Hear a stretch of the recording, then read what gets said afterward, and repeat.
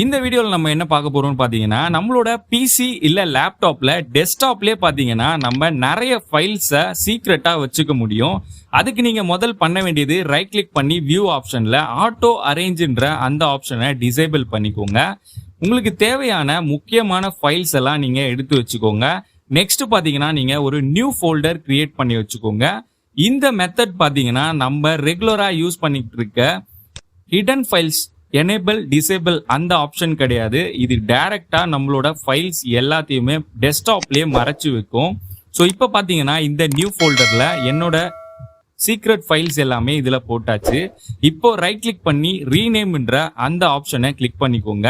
So rename கொடுத்த உடனே நீங்க இங்க தான் ஒரு ட்ரிக்கை யூஸ் பண்ண போறீங்க.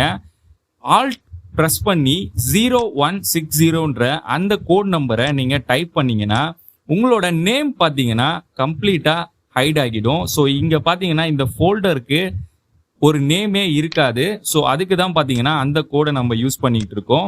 இப்போ ரைட் கிளிக் பண்ணி ப்ராப்பர்ட்டிஸ்குள்ள போனீங்கன்னா கஸ்டமைஸ் ஆப்ஷனுக்குள்ள சேஞ்ச் ஐகான்னு ஒரு ஆப்ஷன் இருக்கும். இங்க எக்கச்சக்கமா டிஃபால்ட் ஐகான்ஸ் நிறைய கொடுத்துருப்பாங்க. இதுல ஃபோல்டரே ஹைட் ஆகுற மாதிரி நமக்கு ஒரு ஐகான் கொடுத்துருப்பாங்க. எக்ஸாக்டா அந்த ஐகானை மட்டும் நீங்க கஸ்டமைஸ்ல சேஞ்ச் ஐகான் கொடுத்து சேஞ்ச் பண்ணிக்கோங்க. ஏன்னா சேமா பாத்தீங்கன்னா நமக்கு இங்க நிறைய இருக்கும்.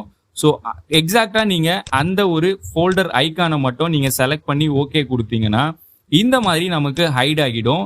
ஸோ இதுக்கப்புறம் டெஸ்க்டாப்ல இந்த மாதிரி ஒரு ஃபோல்டர் இருக்குன்றது யாருக்குமே தெரியாது. இப்போ பாத்தீங்கன்னா நம்ம ஹைட் ஆகியிருக்க அந்த ஃபோல்டர் எங்க இருக்குன்னே நமக்கே தெரியல. பட் இந்த மாதிரி நம்ம டிராக் பண்ணி பார்த்தா மட்டும்தான் அந்த ஃபோல்டர் இருக்கிறதே தெரியும். பட் கிளிக் பண்ணி நம்ம ஈஸியா வியூ பண்ணிக்க முடியும். இந்த வீடியோ பிடிச்சிருந்தா மறக்காம நம்ம சேனலை சப்ஸ்கிரைப் பண்ணி பெல் பட்டனையும் கிளிக் பண்ணிக்கோங்க.